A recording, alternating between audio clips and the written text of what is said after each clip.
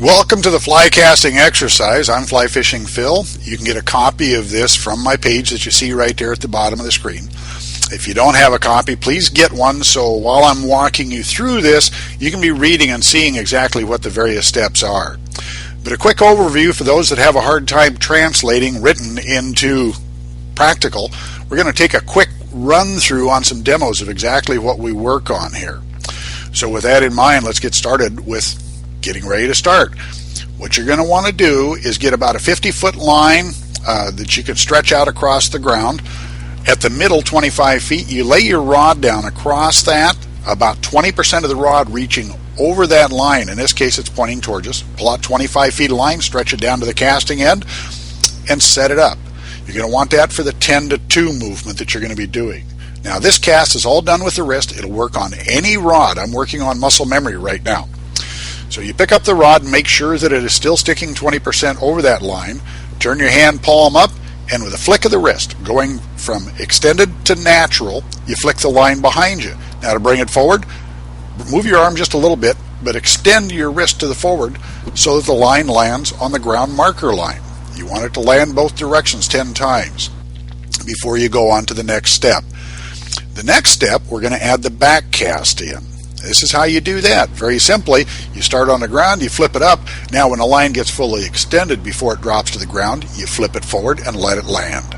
This is just a simple getting used to the tug of the back cast so you know when to start forward.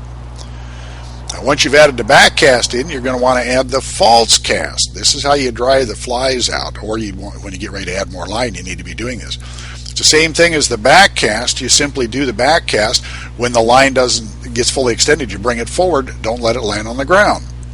When it's fully extended, you do another back cast and you do a forward cast and let it land. Copy that. Just nice and easy, as you can see in the exercise. You notice all I'm working there is my wrist. Now I am using a compound rod, but this will work on any type of fly rod. Now to add more line, we're going to step up to the line. You touch that marker in the middle of your 50-foot line with your left big toe. You stick your right foot right behind that at a 45-degree angle and turn to about a 45-degree angle to your line of cast.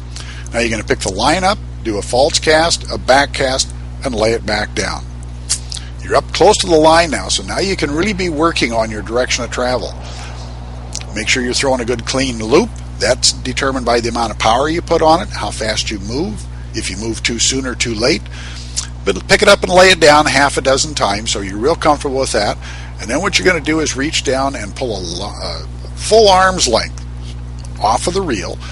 Take a couple of steps back. Going to grip the line now in your left hand. Do a back cast, a false cast, a back cast, and on the next false cast, let that line slide out between your fingers until it's fully extended. Then one more back cast and lay it down. Now pick up that entire line, do a few back casts and false casts and lay downs with it. And continue that until you're comfortable, maybe 5 times with that. Then do the same pull out and feed again. Now here's something I do all the time a lot of folks ask about, so I'm throwing in a little bonus here that's not in the casting exercise called the double haul. The double haul, if you look, you'll see my left hand is pulling line while my right hand is changing the direction on the rod.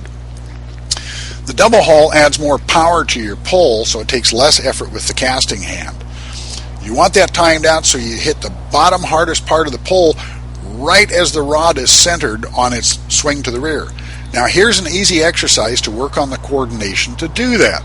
Start with your hands out in front of you, bring the right hand up, left hand up, back down to the hip, out and meet. You look how that's done, watch that real close and try and copy that. Now you might want to do that for 5-10 minutes without a rod in your hands. Maybe only take 2. Depends on the person doing it. But you practice it that way with no rod. That gets you into the swing and the sense of timing that it takes to do that properly.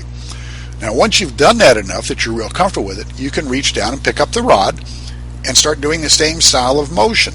You'll notice that my arm doesn't move as far when I'm actually casting, my right arm, but watch my left hand, gently pull the line. Now, I've only got about 25 feet of line out here, so it's not enough to do a good long double haul on, but you get the idea.